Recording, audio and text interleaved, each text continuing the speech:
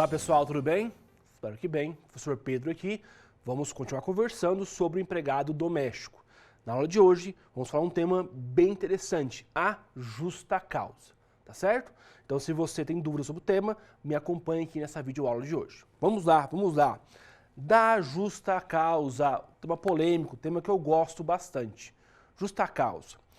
Então, vamos lá. Ó, o empregado, doméstico, no caso, nós estamos conversando, ele pode ser dispensado, em regra, por 4 formas. Ele pode ser dispensado por justa causa, sem justa causa, pedir a rescisão do contrato ou uma rescisão indireta. Já vou falar sobre isso. Nós vamos conversar hoje sobre a justa causa, ou seja, neste caso aqui, o empregado praticou uma falta grave. Ele praticou uma falta grave. Ele deve ser punido com a rescisão do contrato de trabalho. Neste caso, ele vai ser dispensado da sua função por força de um ato faltoso que cometeu, tá? Esses atos faltosos estão lá no artigo, tá até aqui o artigo, já eu volto aqui, ó. Tá aqui, ó, no artigo 27, tá? Já eu volto aqui, tá? No artigo 27. No artigo 27 da Lei Doméstica, Lei 150 de 2015. Lá tem um rol taxativo, repito, um rol taxativo de hipóteses em que se o empregado doméstico praticar aquilo, justa causa para ele, e ele deve ir embora nesse caso. Tá bom? É algo muito grave, né? Algo muito grave nessa rescisão do contrato de trabalho. Pois bem, na justa causa, inicialmente, ela é uma pena, uma rescisão bem grave, né? Bem difícil, né? Nosso Poder Judiciário, então, colocou alguns requisitos. Não é assim.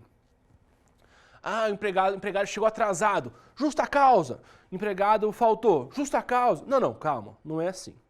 A doutrina elencou alguns requisitos para que o empregado possa aplicar a justa causa. O empregador, né? Possa aplicar a justa causa para o empregado. Tá? Então, são requisitos doutrinários. Ok? Primeiro requisito. Anotem aí. Requisito da legalidade. Primeiro requisito, legalidade. De legal, né? Legalidade.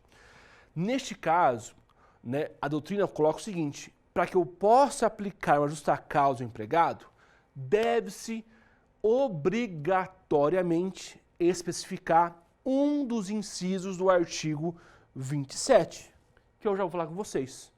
Né? Desta forma, o artigo 27 então, possui um rol taxativo. Né? Eu só posso dispensar o empregado se eu me enquadrar em alguns daqueles incisos. Eu não posso, por exemplo, inventar uma justa causa. Falar assim, o empregado está com mau cheiro, por exemplo. É possível? Justa causa? Não. O empregado é gordinho, é possível? Não, né? Lógico que não. Então, esse requisito da legalidade é que só posso dispensar o empregado se eu especificar, se eu fundamentar qual o motivo do artigo 27. É ato de embriaguez, é um ato de desídia, é um ato de roubo, de furto. Tenho que especificar, beleza? Reserva legal. Segundo requisito, tá? Razoabilidade. O que é isso por razoabilidade? Então, primeiro requisito, reserva legal. Segundo requisito, razoabilidade. O que é isso, professor? A dispensa tem que ser razoável, proporcional. Como assim? Explico. Eu não posso, por exemplo, o cara trabalha numa empresa como doméstica faz 3 anos. Nunca se atrasou. Nunca. Hoje atrasou porque foi levar o filho no médico. Ou foi levar o filho, na creche. Enfim. Se atrasou. Justa causa por atraso. É possível? Acho que não, né, cara? Não é razoável. Não é razoável isso. Né? Poxa, eu atrasado uma vez só. Trabalho com você há 3, 4 anos. Não é possível. Né? O empregado faltou um dia. Uma falta sem justificativa. Faltou um dia. Justa causa? Também não, meu caro. Né? Ele trabalha aqui faz 4 anos. Nunca se atrasou, nunca faltou. Justa causa? Não, calma. Não é por ali. Então, também essa justa causa, por ser uma pena mais grave, a penalidade rústica, né, forte para o empregador, para o empregado, tem que ter essa razoabilidade nessa rescisão do contrato de trabalho. Tá certo? Então, 2 requisitos, por enquanto. Reserva legal, tem que estar fundamentado no artigo. Razoabilidade, ou seja, dispensa tem que ser razoável. E terceiro e último requisito é em relação o requisito chama-se imediatibilidade. Então, razoabilidade, e o terceiro é imediatibilidade, de imediato. Imediatibilidade, tá? O que é isso, professor? Esse requisito. A justa causa tem que ser imediata. Eu não posso, por si só, esperar 2 semanas. Por exemplo, peguei um empregado roubando, furtando. Vou esperar um pouco, justa causa. Não posso fazer isso, né? Vou esperar 1 semana, 2 semanas. Não é possível, né? Ao se saber da justa causa, você deve comunicar a rescisão do trabalho. Lógico, aqui não tem um prazo. Né, professor? Quantas horas, quantos dias? Não tem um prazo, né? O ideal é, tomou ciência, tem que comunicar a rescisão do trabalho. Né? Pode ligar para o advogado, perguntar, tal, não sei o quê, mas não pode assim, por exemplo, peguei o meu doméstico roubando, não sei se eu aplico justa causa, deixa ele ir para casa. Vai para casa, ele volta no outro dia, trabalha 2, 3 dias. Aí ele vem e aplica a justa causa para aquela conduta de 3 dias atrás. É possível? Lógico que não, né? Lógico que não. Tá certo? Então, destaquei aqui 3 requisitos para a justa causa da doméstica. A reserva legal, a reserva legal, né, que é a questão da legalidade, né, legalidade do artigo, a razoabilidade e a imediatibilidade, tá? Existem outros, mas por enquanto já é o suficiente, tá bom? Bati aqui no microfone, desculpa, já são suficientes, ok? Então vamos ver aqui agora, a partir de agora, quais são os requisitos, né, melhor, quais são os casos que eu posso aplicar a justa causa. Bem aqui vem então, diz assim o artigo 27. Considera justa causa para efeitos dessa lei, está ali 1. Submissão a maus tratos de idoso, de enfermo, de pessoa com deficiência ou de criança sob seu cuidado direto ou indireto do empregado. Então aqui o artigo é bem claro nesse inciso. Vamos ver inciso por inciso, né? O primeiro ali, submissão a maus tratos, tanto de idosos como de criança, tá? Gera a justa causa. Então, por exemplo, contratei uma doméstica para cuidar do meu filho, do meu pai idoso, do meu avô, da minha avó, não sei, e ele pratica maus tratos contra esse indivíduo.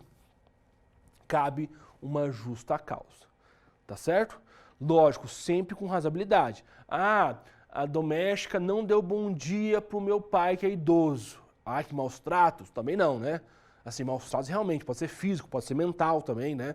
E gera justa causa, tá? Mas tem que ser ato ali que realmente ocorreu. Tem sempre assim, pensar numa razoabilidade, tá certo? Além disso, segundo, prática de ato de improbidade. Prática de ato de improbidade. O que é essa improbidade? Nesse ato aqui por si só, improbidade se refere à questão financeira. Quando o doméstico rouba, furta, né?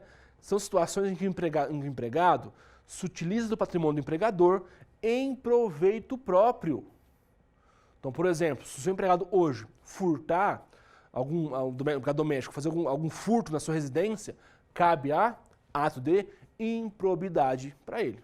Tá? Roubou, furtou, né? Falsificou atestado médico.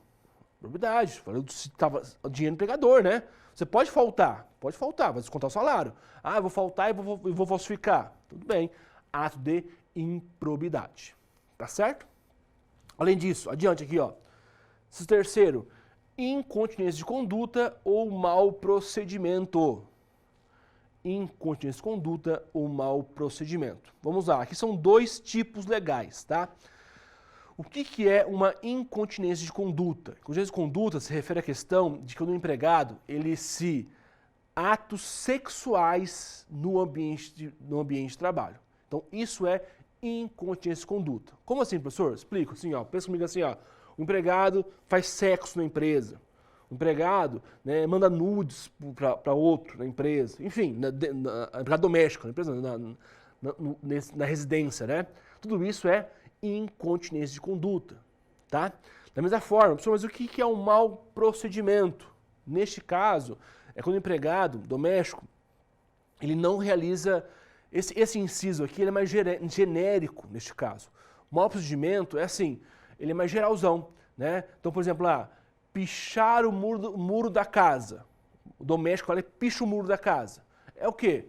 Mau procedimento, neste caso, nessa situação, tá? Então, o mau procedimento é o seguinte, ele é mais genérico. Toda vez que não tem um inciso específico, eu aplico o mau procedimento, tá?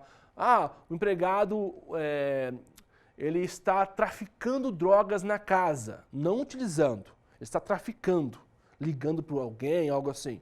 Chama alguém na casa, lá o cara vai entregar. Opa, o que é isso, professor? Mau procedimento. Então, toda vez que é um tipo legal que ele pratica e que não tem um inciso específico, é mau procedimento que eu vou aplicar para ele.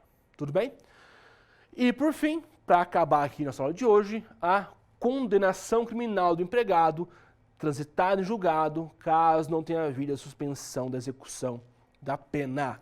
Então aqui é o seguinte, caso o empregado seja condenado criminalmente, o primeiro ponto é isso, é a condenação criminal. Condenação civil, administrativa, não conta, é só a condenação criminal. Além disso, ele deve ter, nesse caso, né, o trânsito em julgado da decisão. Como assim trânsito em julgado, professor? Ele foi condenado em primeira instância por beber, por matar a sogra, por exemplo. Mas ele recorreu de processo. Recorreu em liberdade, está em liberdade. Posso aplicar sua causa? Não. Eu só posso aplicar quando existir trânsito em julgado. Então, tem que ter a condenação criminal somado ao trânsito em julgado dessa decisão. Se ele recorreu ainda, ele pode trabalhar, não pode aplicar justa causa para ele, tá? Lógico, salvo ter alguma suspensão da pena ou algo assim, ele foi condenado, mas teve alguma suspensão por sursis, por exemplo, uma suspensão da pena ou algo assim. Aí não, né? Foi suspensa a pena. Beleza? Então são praticamente aqui 3 elementos, né? Condenação criminal somado a um ato com o trânsito julgado dessa decisão, dessa criminal. Além disso, não pode existir qualquer suspensão na execução. Tá certo? Tudo bem? Então é isso. Vamos para cá então para a nossa revisão de hoje.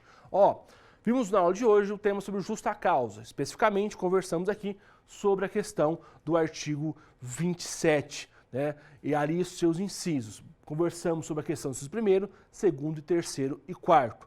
Essas são hipóteses em que aplica-se a justa causa nesta situação. Ok? Então é isso. Muito obrigado pela sua presença. Até mais. Tchau, tchau. Bons estudos.